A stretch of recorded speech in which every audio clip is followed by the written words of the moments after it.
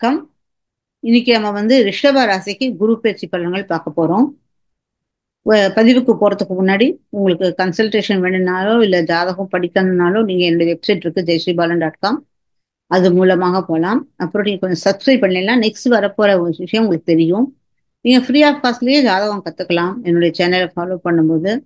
நான் ரொம்ப சிம்பிளான டெக்னிக்கை ரொம்ப இதுல தான் ஸ்லோகங்கள் சொல்லாம இப்படி அப்படி சொல்லிட்டு ரொம்ப எக்ஸாசரேட் பண்ணாம சரளமான விஷயத்துல உங்களுக்கு சொல்லித்தரேன். அது உங்களுக்கு ஈஸியா புரியணும்னு நான் நினைக்கிறேன். இத்தனை வருஷம் சர்வீஸ்ல நிறைய பேர் என்னோட இதை ஃபாலோ பண்றேன்னு சொல்லியிருக்காங்க. ஸோ அதனால நீங்க சப்ஸ்கிரைப் பண்ணும்போது எனக்கு அது கொஞ்சம் ஹெல்ப்ஃபுல்லா இருக்கும். அது ஒரு ஒருத்தருக்கு நீங்க உங்களுக்கும் ஒரு ஊக்குவிச்ச ஒரு பலன் ஒன்று உங்களுக்கு கிடைக்கும். இப்போ ரிஷப ராசிக்கு இத்தனை நாளா குரு ராசியில இருந்தார். ராசியில இருக்கன்னா அவர் எய்த் லார்ட் அண்ட் டெத் அப்படிங்கிறது. அப்புறம் 11வது வீட்டுக்கு அதிபதியானவர் லாபஸ்தானாதிபதி. ஆனா அவர் சுபர் கிடையாது. சுபர் யாருன்னு கேட்டேனாக்க உங்களுக்கு 1, 5, 9 உடையவர். கேந்திராதிபதினு சொல்றது பில்லர். அவ 1, 4, 7, 10. இது எதுலையுமே அவர் குரு கிடையாது. அவர் 8வது வீட்டுக்கு அதிபதி. டெத்து. நம்மள நம்ம செத்து போயிட்ட மாதிரியே ஒரு ஒரு ஃபீலிங் வரும். நமக்கு நிறைய கஷ்டங்கள் வரும். அப்புறம் நமக்கு உடம்பு குண்டு போடும். என்ன நடக்குதுன்னு நமக்கே தெரியாது.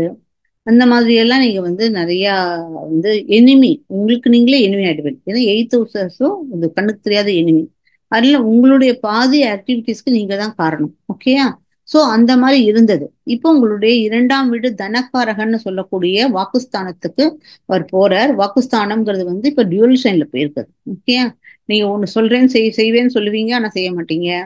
அது மாதிரி இருக்கும். சாப்பிடும்போது பார்த்தீங்கன்னா உங்களுக்கு இது ஏர் சைன்ல இருக்கு. அதனால ஒழுங்கா உட்காந்து நிறைய சாப்பிடணும்னு தோணும். ஏன்னா குரு இருக்கு இல்லையா? குரு எக்ஸ்பேன்ஷன். அதனால நிறைய சாப்பிடணும்லாம் தோணும். பட் அது திருப்பியும் ஆல்ரெடி எய்த் இது நம்மளுடைய டெத்தோட பிளான்ட் அது. அதனால நம்ம அதுலயும் நம்ம திருப்தி அடைய மாட்டோம். அது மட்டும் இல்லாம தேவையில்லாம நமக்கு நிறைய யாராவது நம்மள நம்புறேன்னு சொல்லிட்டு பணத்தெல்லாம் கொண்டு வந்து நம்மகிட்ட கொடுத்துட்டு போயிடுவாங்க. நீ இதை வச்சுக்கோ அப்படின்னு சொல்லிட்டு.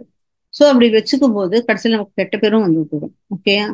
அதனால நீங்க கொஞ்சம் கவனிச்சு எதுவா இருந்தாலும் அடுத்தவர்கள மணியை நம்ம கையில வாங்கிக்கவே வேண்டாம். ஆனா எதுக்கு நமக்கு ஏதாவது எப்படியா சொல்லி அதை காப்பாற்றிடுங்க.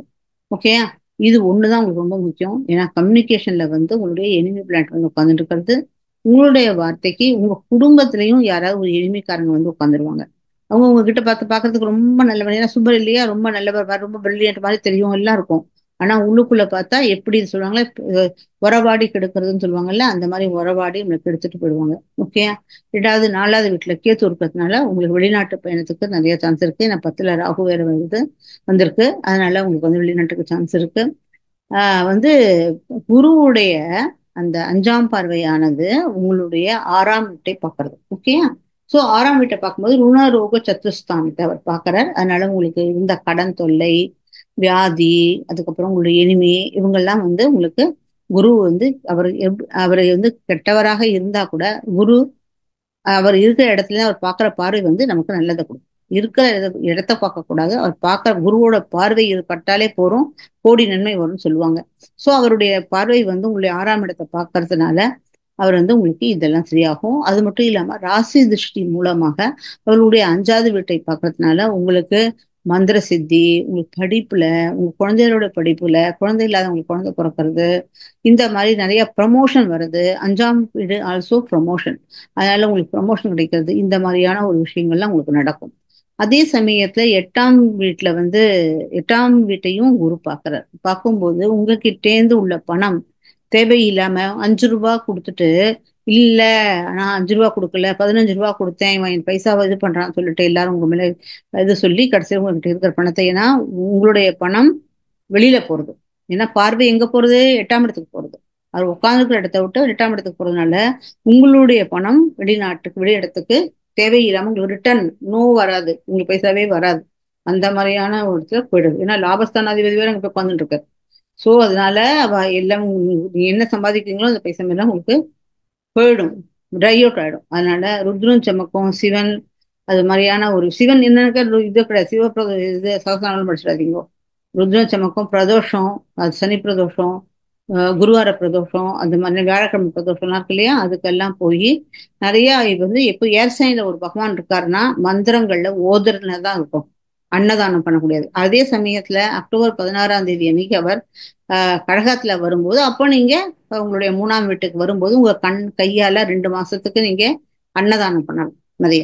முக்கியம் பால் பால் சாதம், அன்ன சாதம், தயிர் சாதம், வெள்ளை ஐட்டத்துல உள்ள இருக்கிறத நீங்க அழகா தானம் பண்ணலாம். அது உங்களுக்கு நல்லது கொடுக்கும். பட் மற்ற சமயத்துல ஏர் சைன்ல இருக்கும்போது நீங்க மந்திர உச்சாரணம் ஒண்ணுதான் உங்களை காப்பாற்றும். ஓகேயா? உங்களுக்கு வந்து 11ஆம் இடத்துல லாபஸ்தானத்துல சனீஸ்வர பகவான் உட்கார்ந்துட்டு இருக்க. அவர் 10th போய் 11th போய் உட்கார்ந்துட்டு இருக்க, 9th போய் 11th போய் உட்கார்ந்துட்டு இருக்க. சோ இங்கே அவருடைய பார்வை வந்து குருவோட பார்வை ராசி திருஷ்டி மூலமாக படுறது. 10th படுற பக்கத்தினால குருவோட பார்வை 10th பக்கத்துல உங்களுக்கு ஜாப்ல வந்து ராகு வேற இருக்கு. அதனால நிறைய ஆப்பர்ச்சுனிட்டி எல்லாம் வரும்.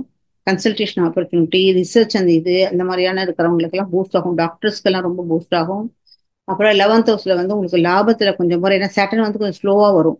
அது மாதிரி இருக்கும்போது அதுல இப்ப குருவோட பார்வைப்படுறதுனால அந்த பணம் உங்களுக்கு நல்லபடியா வரத்துக்கு சான்சஸ் இருக்கு. ஓகேயா?